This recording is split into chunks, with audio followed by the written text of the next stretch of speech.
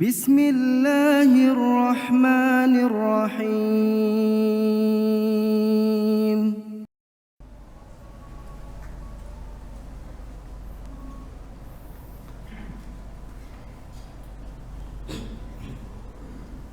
بسم الله الرحمن الرحيم. السلام عليكم ورحمة الله وبركاته.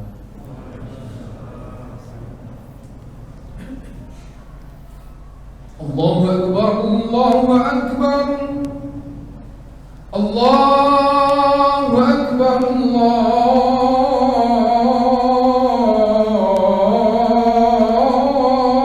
الله أكبر أشهد أن لا إله إلا الله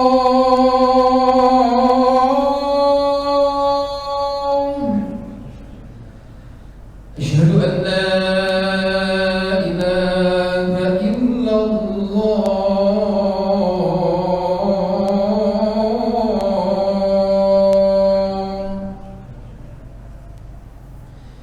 أشهد أن محمدا رسول الله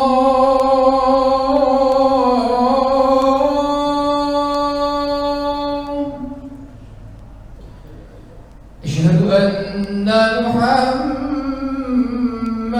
رسول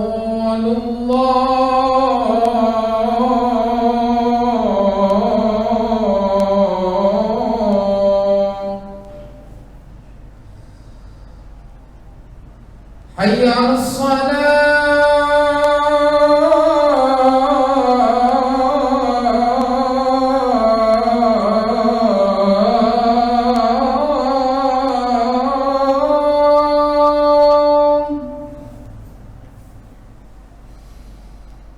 حي على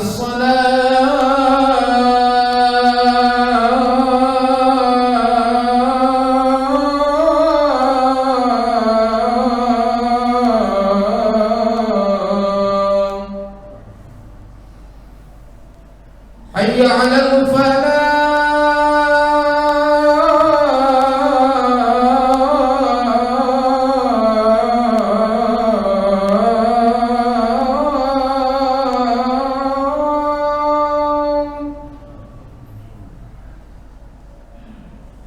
حي على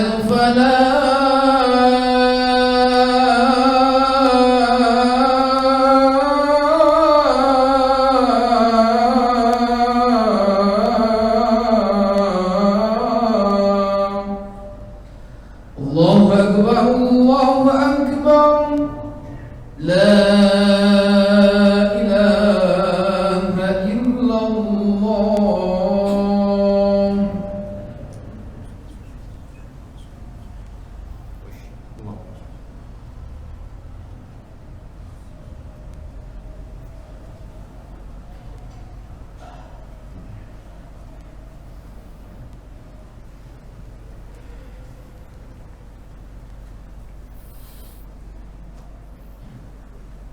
إن الحمد لله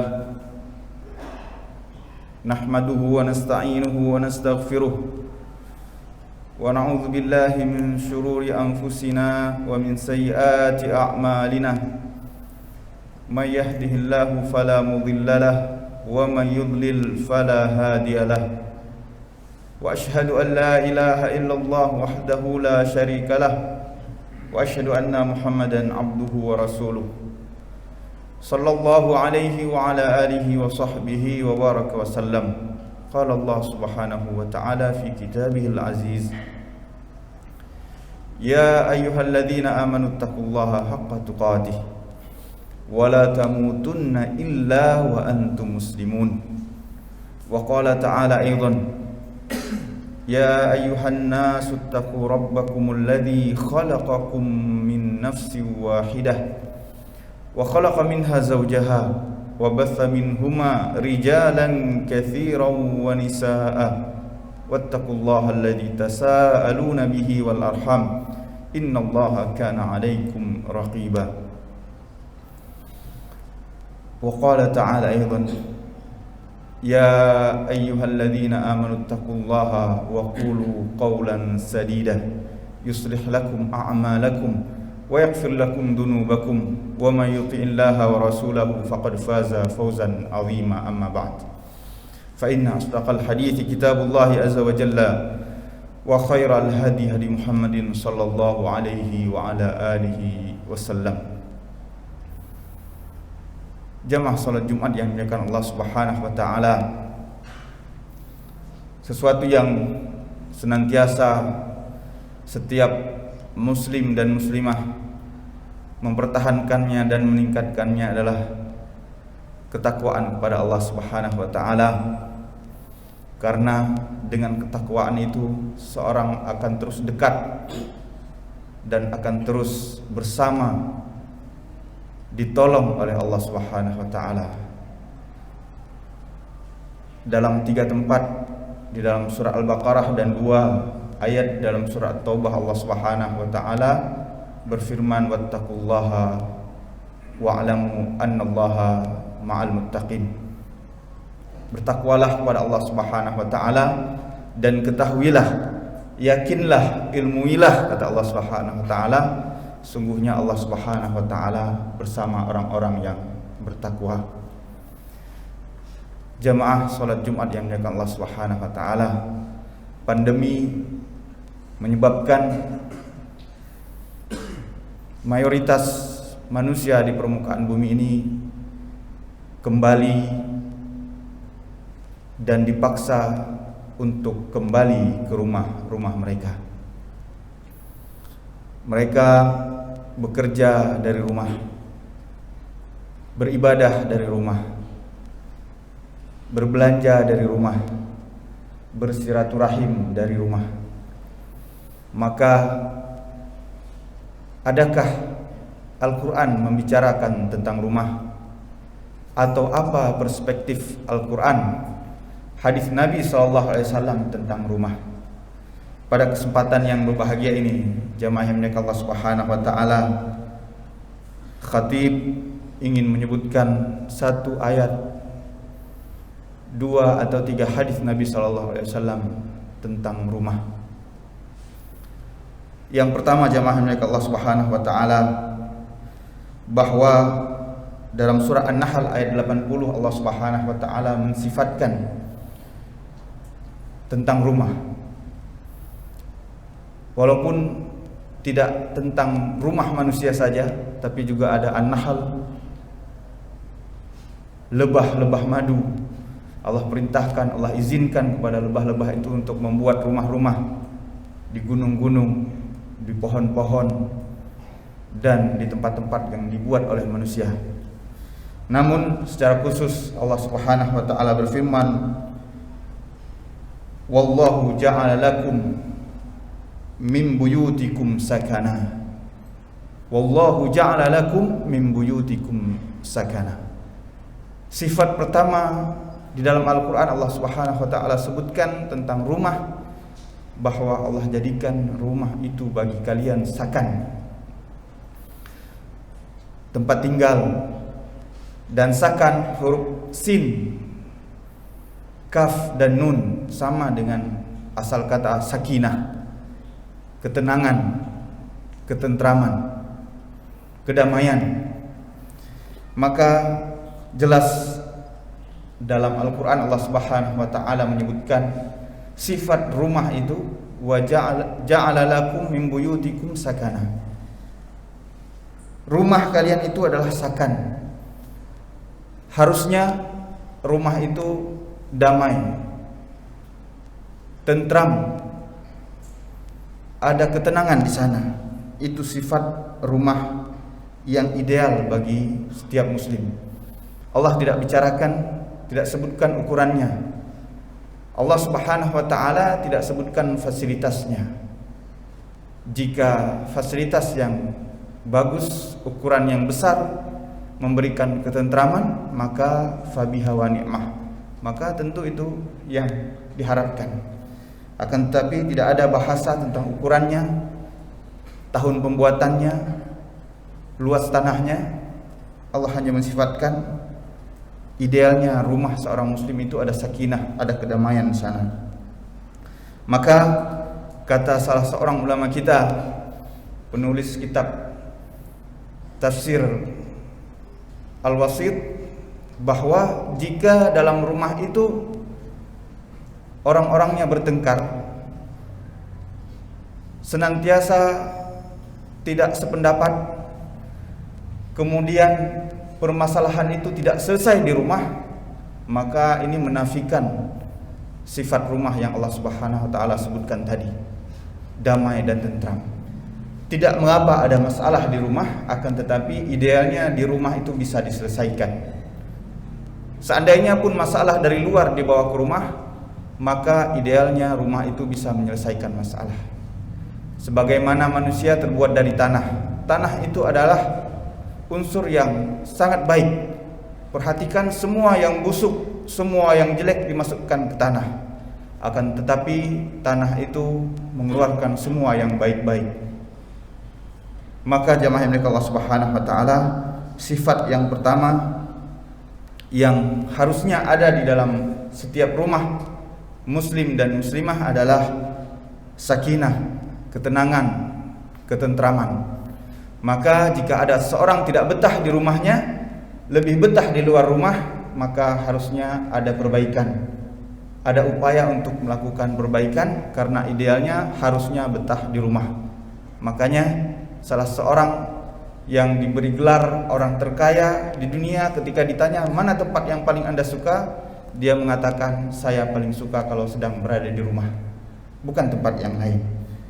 Jamaah yang Allah Subhanahu wa taala, kemudian Nabi kita Muhammad sallallahu alaihi wasallam memberi arahan bagaimana idealnya sebuah rumah dan bagaimana kemudian rumah itu bisa menjadi tempat yang penuh kedamaian atau sakinah.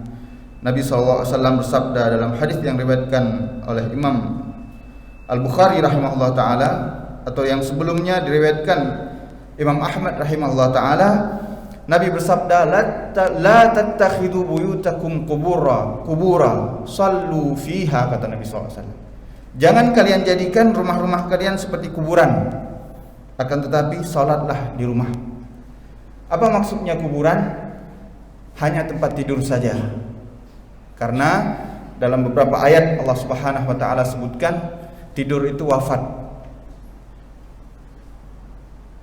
Tidur itu adalah wafat kecil. Maka kalau rumah itu dipakai sebagai tempat tidur saja, pulang ke rumah tidur, kemudian bangun, pergi lagi, pulang tidur lagi, maka itu seperti kuburan. Apa yang harus dilakukan? Sallu fiha, kata Nabi SAW, salatlah di rumah. Makanya dalam kondisi normal Nabi pernah bersabda, afdalu salatil mar'i fi buyutihim, fa inna afdalu salatil mar'i fi buyutihi illa salatu al-maktubah. Dalam hadis riwayat Imam Bukhari sebutkan, sesungguhnya salat yang paling afdal yang dilakukan oleh seorang dalam kondisi normal adalah di rumahnya, kecuali salat fardu. Maka minimal salat sunnah dilakukan di rumah. Maka ketika pandemi atau awal-awal puncak pandemi, semua orang sholat di rumahnya, bahkan sholat id juga di rumahnya. Secara tidak langsung Allah Subhanahu wa taala mengajarkan kita untuk menghidupkan rumah itu dan tidak menjadikannya kuburan. Jamaah yang Allah Subhanahu wa taala, rumah adalah tempat kita beribadah.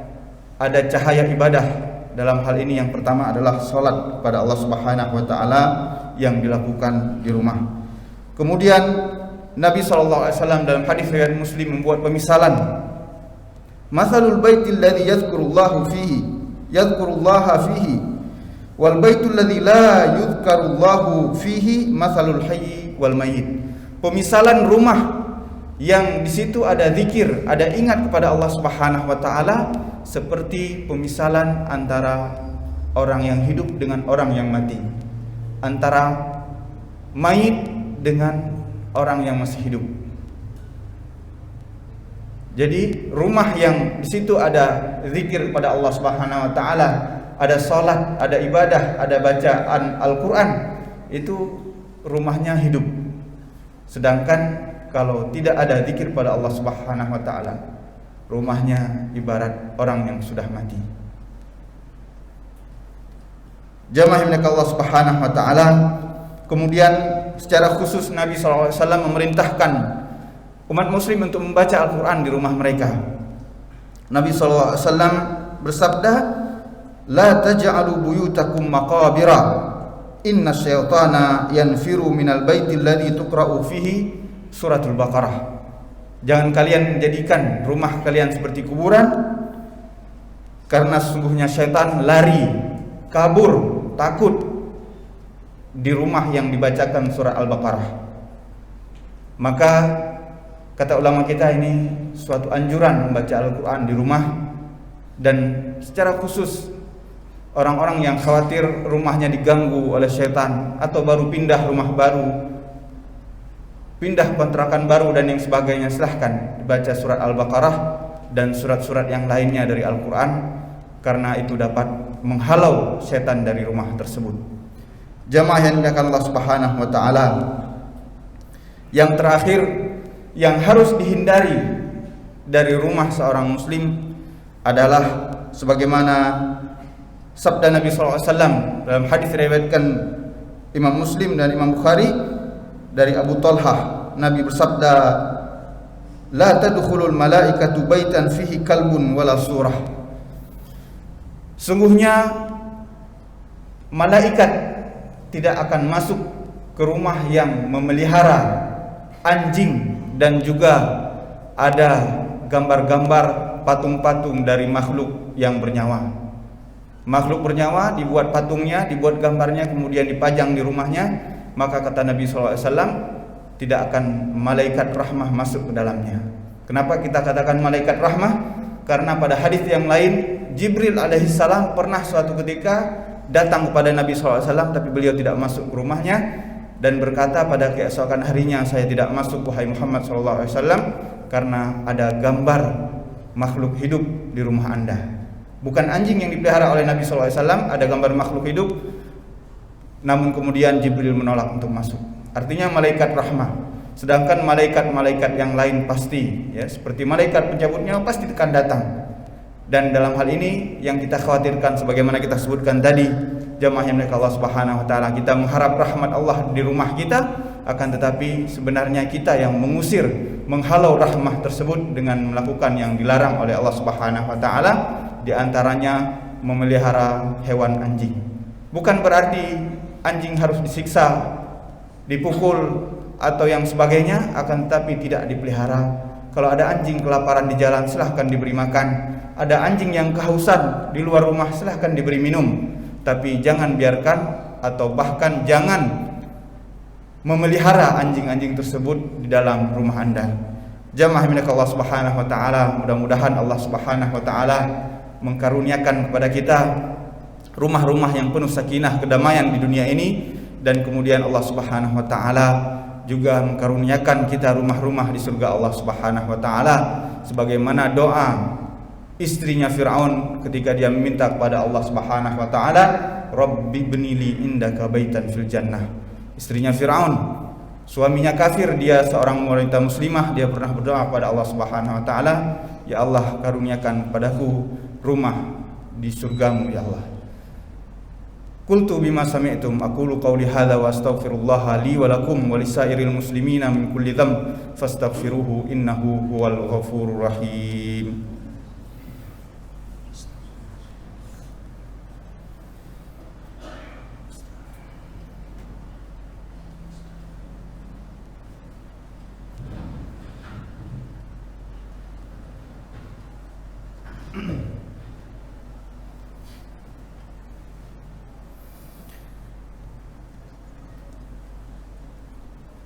Alhamdulillah ala ihsanih wa syukru lahu ala taufiqihi wa amtinanih wa asyhadu an la ilaha illallah wahdahu la syarikalah ta'ziman li sya'nih wa asyhadu anna Muhammadan abduhu wa rasuluhu ad-da'i ila ridwanih.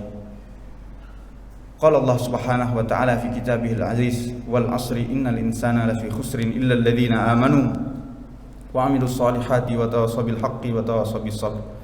Thumma ayyuhal muslimun i'lamu anna Allah Subhanahu wa ta'ala qad amarana bi amrin azim wa bada'a bi nafsihi subhanahu wa ta'ala wa thanna bi malaikatihi fa qala Allah Subhanahu wa ta'ala innallaha wa malaikatahu yusalluna 'alan nabi يا أيها الذين آمنوا صلوا عليه وسلموا تسليما اللهم صل وسلم وبارك على نبينا وحبيبنا وسيدنا محمد صلى الله عليه وعلى آله وسلم اللهم اغفر للمسلمين والمسلمات والمؤمنين والمؤمنات الأحياء منهم والأموات إنك قريب مجيب دعوات يا قاضي الحاجات اللهم لا تزغ قلوبنا بعد إذ هديتنا وهب لنا من لدنك رحمة إنك أنت الوهاب ربنا هب لنا من أزواجنا وذرياتنا قرة أعين واجعلنا للمتقين إماما ربنا لا تدع لنا ذنبا إلا غفرته ولا هما إلا فرجته ولا حاجة من حوائج الدنيا